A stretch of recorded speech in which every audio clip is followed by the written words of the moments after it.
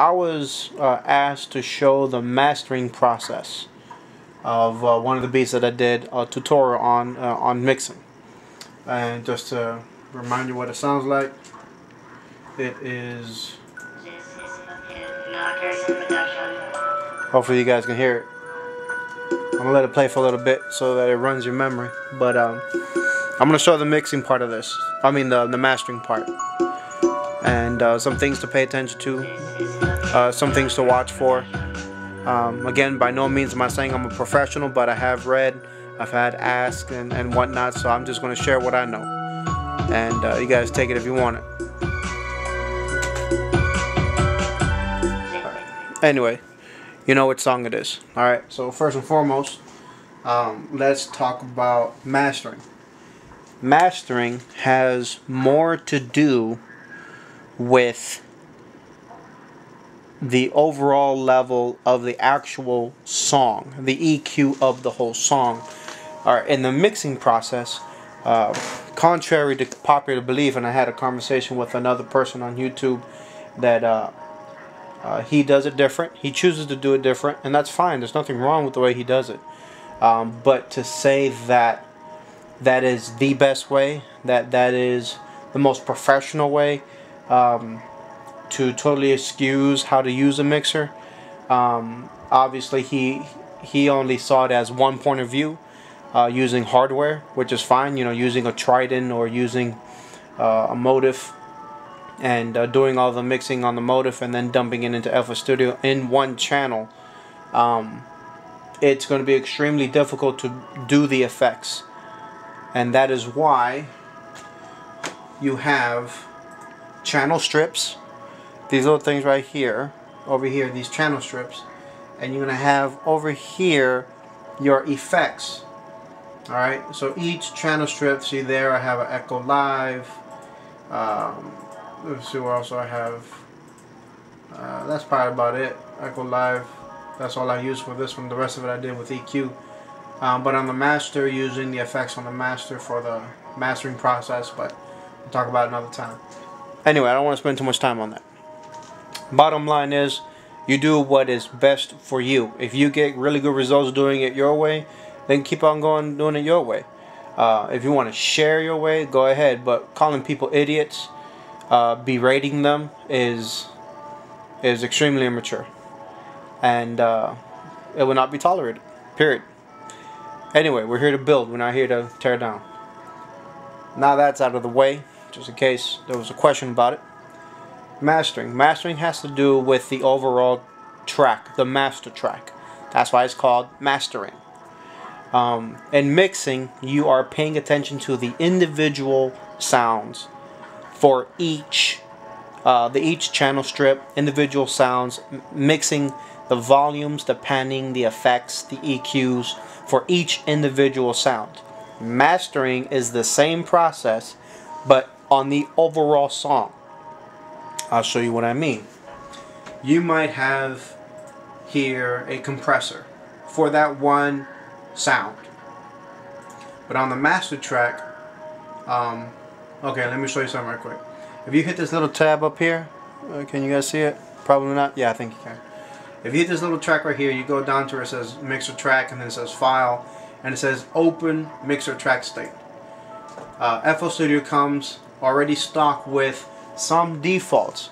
No, they're not a win-all situation. No, they're not meant to be a one-button stop way of doing things. But it'll be foolish to totally dismiss them and not learn from them. Why did they choose those different effects? Why do they put them in? What do they do? And to play around with it. It would be foolish to totally ignore it. Alright? So, the ones that I really messed around with was the general purpose mastering 1, 2, 3, and 4. Alright, and you can just double click on this. As long as you're on the master track, it'll shoot that preset over to your effects. And that's what I have here. It comes with a parametric EQ. This is a very basic EQ. If you can see here, yeah, you can. There's a little notch here that's going up. A little roll-off cut right around the 61 Hertz. And then there's a very slow slope going up throughout the rest of the spectrum. usually for exciters, usually for getting that high-end excitement. All right, is that an end all? Is that the answer to everything? No, it's not. I suggest you play around with it. All right, since you know that they used a parametric EQ, why don't you put in a parametric EQ in your master track? Why don't you mess around with, well, what happens if I put this up? What happens if I put this down? What will it do to the overall song? All right, make sure that you're on the master track when you are mastering. Okay, do not go into the individual tracks. That's called mixing altogether. All right, so at the master track level, see what it is. There's not going to be one preset to every single song. There's going to be some songs that are going to be a darker song. There's going to be some songs that's going to be like a party song. There's going to be more excitement, more high end. There's going to be some, I mean, I've even dabbled into orchestration, like for video games, and orchestration for like movies. I'm very interested in doing that, and I've already done like 3 or 4 projects where I'm starting with the bones of what I would think would be a good soundtrack for a movie or a video game. Especially since I've been playing Call of Duty, the military type espionage soundtracks like the Bourne Identity and stuff like that. That's pretty intriguing to me too.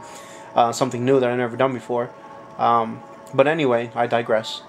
Mastering has to do with the overall track. It has to do with tweaking the song. The number one rule, the only rule that you ever need to do, ever need to pay attention to, is your ears. Your ears will tell you if it sounds good or not. Alright, another thing about mastering is make sure you do it in multiple mediums. Don't just do it with your monitors over here and over here. Alright, you can do your computer monitors. I have studio monitors. They're the cheapest of the cheap, the smallest of the small, because that's all I can afford. But I do have a little beast down there. I have a little beast as a BX10 subwoofer I got for during tax season. Alright, and it definitely helps out with clearing up the lows and making sure that the highs and the mids, I can hear them clearly, and it really helps out with mixing. But anyway, make sure that it sounds right. Okay, make sure that it sounds the way that you want it to sound. Your ears are the ones that are going to tell you, yo, this is fat, no, this is nasty. Just like when I was doing the mixing, that you want to pay attention to the annoying sounds. And yes, it is important to pay attention to the annoying or the clashing sounds, especially when you have 2 instruments in the same range and they're playing in the same sound field, when they're panned the same way. You do have to pay attention to that, because overall, when you put it in a system, or when you put it in a high-end system or an executive system, when they're checking out your beats and whatnot, they're going to have really good systems to hear it. And they'll also cross-check it on a regular boombox, on a radio, on a car stereo, and all that other stuff. So yes, it is important to cross-check them. Another thing that you can do for mastering, and this is also part of the mixing process, but is to check your mix in mono. And you can do that in FL Studio by coming over here to the right-hand corner where that top button, it says stereo separation. If you go all the way to the left, alright, that's 100% separated. That's 100% stereo, from what I understand. And when you go to the other way, there's 100% merge, which means 100% mono. That means the same sound is coming from the left and to the right. A good thing about mixing in mono is that you can hear if instruments are tucked away underneath a different sound, if it's hiding or if it's masking. Very good trick that I read up on. I didn't create that. None of this stuff that I'm telling you I created. All right, this is through research and through reading. Some other people might disagree.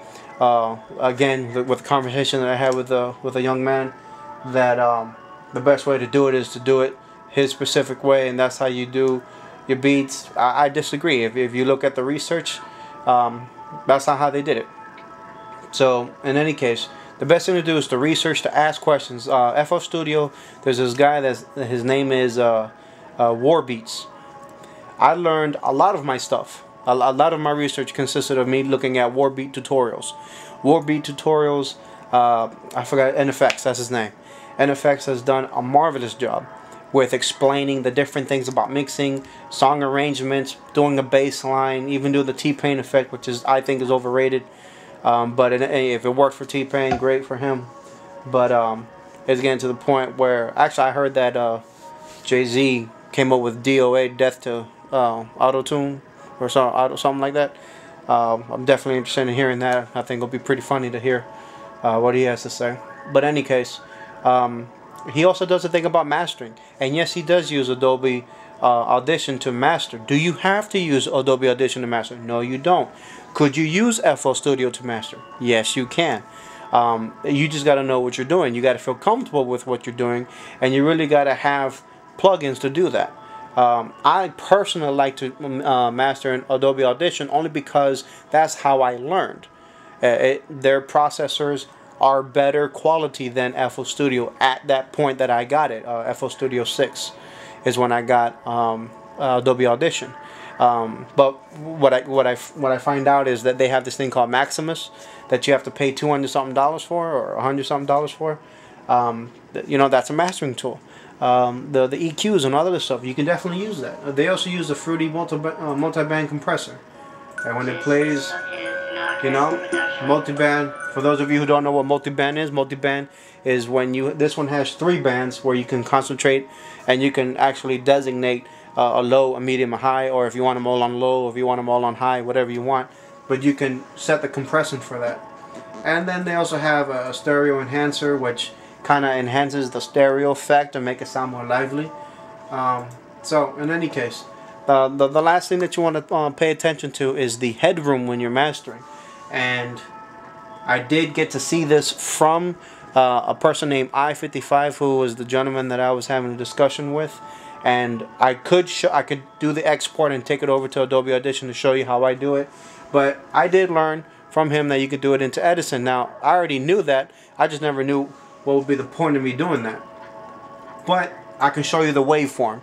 And that's what I learned from him, that I can show a quick waveform for my tutorial. So here it goes.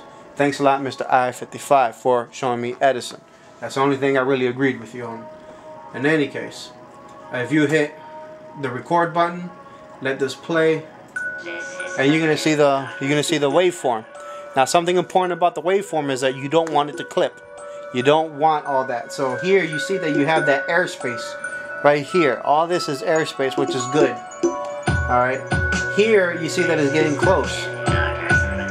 And you want to have contrast. You don't want to over compress to where everything is super loud and there's no difference. There's no contrast between something loud and something let me bring this down.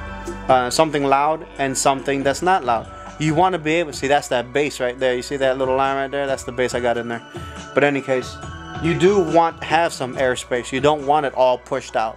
But you want the highest parts to reach up to about negative 0.5 so that you can maximize your sound, which that's what I do in Adobe Audition. I don't do this in FL Studio. There can be a way of doing it. I just feel more comfortable with Adobe Audition. Anyway, that's a quick tutorial explanation on how to master. Let me stop this here and stop this here, and there goes the waveform. And you see right here that most of the air has been pushed out. That's where the bass part is and whatnot, but you still have peaks and valleys, and it's pretty much where it needs to be, give or take. Alright, I hope you guys enjoyed it. Hit me up with another question or tutorial or whatnot. I'm glad to do it, and I'm sorry that it's taking so long with work. Things got kind of hectic around here and whatnot, but I definitely want to get back in it. Again, for those unsigned musicians, rappers, or singers, or whoever, if you're going to be doing your music as unto the Lord, please hit me up. I have beats. Money is not an issue for unsigned artists. I want to be able to help them out by getting them onto the scene, and it'll also help me out by getting me onto the scene, so we can help each other out, especially if it's for God. So I'm definitely interested in doing that. For those of you who are signed, please do not shy away from me. Again, money is not an issue. I don't care about the money as much as I care about helping the kingdom out and being a part of this hip-hop movement where we can reach this segment of the culture with music that has always been deemed to be something less than what God can use. So hit me up, please. hipknockers@aol.com if you're interested. Serious inquiries only. I'm getting serious about this ministry, and I really don't have much time to dilly-dally if you're not interested, because I really have to put my efforts into making more beats and more tutorials and whatnot. Alright? So anyway, peace.